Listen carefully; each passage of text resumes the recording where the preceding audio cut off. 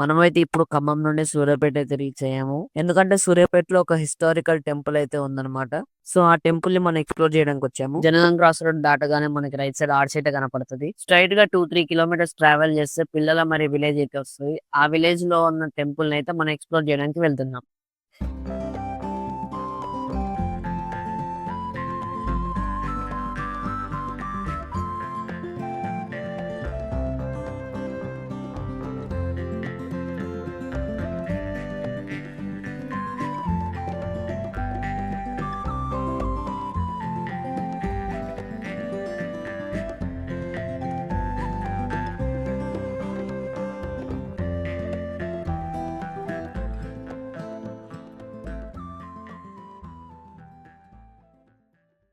Hello అండి అందరికి, నేను మీ అశ్వన్ కృష్ణన్. ఈరోజు అయితే మనం సూర్యాపేట జిల్లాలోని పిల్లలమర్రి గ్రామంలో శ్రీ ఎరకేశ్వర స్వామి వారి దేవస్థానం అయితే ఎక్స్ప్లోర్ చేయబోతున్నాం. చూడటానికి ఎంతో ఆసక్తికరంగా ఉన్న ఈ ఆలయాన్ని కాకతీయ రాజుల కాలంలో నిర్మించడం జరిగింది. ఈ ఆలయంలోని పురాతన కట్టడాలు చాలా ఆకర్షణీయంగా ఉంటాయి. ఈ ఆలయం పరిసరాల్లో వాతావరణం చాలా ప్రశాంతంగా ఉంటుంది. ప్రతి సంవత్సరం శివరాత్రి సందర్భంగా 5 రోజుల పాటు జాతర అంగరంగ వైభవంగా జరుగుతుంది. ఇక్కడ స్వామివారిని ఎరకేశ్వర స్వామిగా పూజిస్తారు. క్రీస్తు శకం 12వ శతాబ్దంలో స్వామివారిని ఇక్కడ ప్రతిష్ఠించారు. అలానే కాకుండా స్వామివారు మనకి బ్రహ్మసూత్రంతో దర్శనమిస్తారు. మరిన్ని వివరాలు మనం ఇక్కడున్న అర్చకుల మాటల్లో విందాం.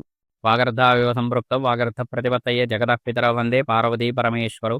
చారిత్రాత్మకమైనటువంటి 1000 సంవత్సరాల కాలంలో కాకతీయులు ప్రతిష్ఠించినటువంటి నేటి వరకు కూడా విశేష పూజలు అందుకుంటున్నటువంటి సూర్యాపేట జిల్లా అతి చేరువలో ఉన్నటువంటి పిల్లలమర్రి శివాలయాల్లో ఇప్పుడు మనం ఉన్నాం. ఈ యొక్క శివాలయాలన్నీ కూడా మనకి కాకతీయులు ఇక్కడ పరిపాలించేటప్పుడు రెడ్డి రాజుల యొక్క సామంత రాజులైనటువంటి రేచర్ల నామిరెడ్డి, బేతిరెడ్డి వాళ్ళు ఇక్కడ ఆలయాల్ని ప్రతిష్ఠించడం జరిగింది. మనకు ప్రధానంగా ఇక్కడ మొత్తము కూడా 3 ఆలయాలు ఉన్నాయి. మనకు మొదటిది వచ్చేసి శ్రీ ఎరకేశ్వర స్వామి ఆలయం. ఇది రామప్ప ఆలయం ఏ విధంగా అయితే మనకి చిత్రీకరణ ఉంటుందో ఆ విధంగానే ఈ ఆలయాన్ని కూడా ప్రతిష్ఠించడం జరిగింది. తర్వాత మనకి రెండో ఆలయం శ్రీ పార్వతీ మహాదేవనామేశ్వర స్వామి ఆలయం. తర్వాత మనకి అదే కాంపౌండ్ లో మనకు పక్కగా శ్రీ త్రికూటేశ్వర స్వామి ఆలయం ఉంటుంది. అందులోనే మనకి బ్రహ్మ సరస్వతి అమ్మవారి యొక్క ఆలయాన్ని కూడా ప్రతిష్ఠించడం జరిగింది. ఈ ఆలయాలన్నీ కూడా 1000 సంవత్సరాల క్రితం నామిరెడ్డి అటువంటి రాజు ఇక్కడ ప్రతిష్ఠించారు. తర్వాత ఈ ఆలయాల్లో ఉన్నటువంటి ప్రత్యేకత ఏంటి అంటే మనకి చాంగంటి కోటేశ్వరరావు గారు చెప్పినట్టుగా లింగం మధ్యలో బ్రహ్మసూత్రం అనేటువంటి గీత ఉంటుంది.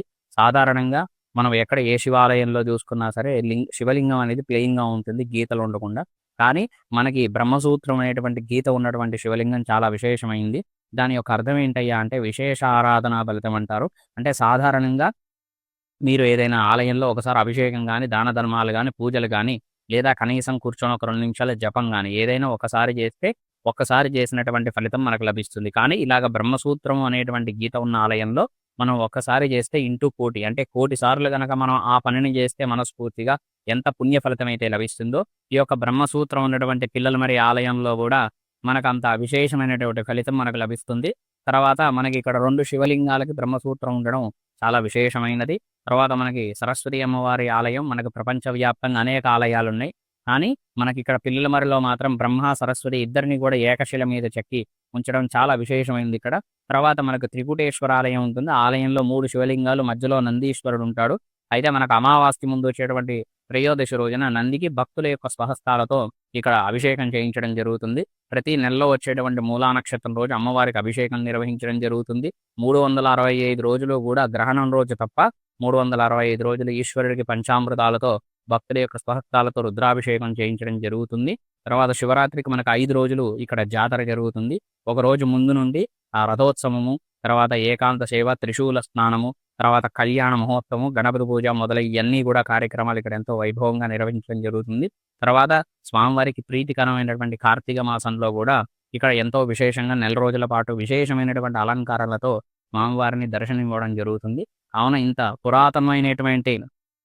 పురాతనమైనటువంటి ఆలయానికి మీరందరూ కూడా వచ్చి స్వామివారిని దర్శించి స్వామివారి యొక్క అనుగ్రహానికి పాత్రులు కావాల్సిందిగా కోరుతున్నాం. ఇట్లు ఆలయ వంశపారంపర్య ప్రధాన అర్చకులు మునగలేటి సంతోష్ శర్మ. దేవాలయాన్ని ప్రపంచాన్ని పరిచయం చేయడం మా లక్ష్యం. ఇలాంటి తెలియని దేవాలయాల కోసం మన ఛానల్, ఇన్స్టాగ్రామ్ పేజీని ఫాలో అండ్ సబ్స్క్రైబ్ అవ్వండి.